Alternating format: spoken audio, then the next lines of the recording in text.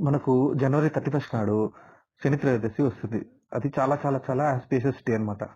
ఆ రోజు ఉదయము 8:30 లోపు ఎవరైతే ఏలినాటి శని, అష్టమ శని, అర్ధాష్టమ శని జరుగుతుందో వాళ్ళు, మరియు శని మహర్దశ గాని, అంతర్దశ గాని నడుస్తున్న వాళ్ళు ఏదైనా టెంపుల్‌కి వెళ్లి అక్కడ నవగ్రహాల్లో శని భగవానుడికి నువ్వుల నూనెతో తైలాభిషేకం చేసి, నల్ల నువ్వులు పాదాల దగ్గర సమర్పించి, ఆ తరువాత బ్లాక్ కలర్ క్లాత్‌ని కండువలాగా ఆ విగ్రహానికి పెట్టి, ఒక ఆకుపై చిన్న బెల్లం ముక్క అంటే నల్ల బెల్లము, రూ. 1 కాయిన్ ఐరన్ కాయిన్‌కి బదులుగా ఆ కాయిన్ యూజ్ చేస్తామనమాట.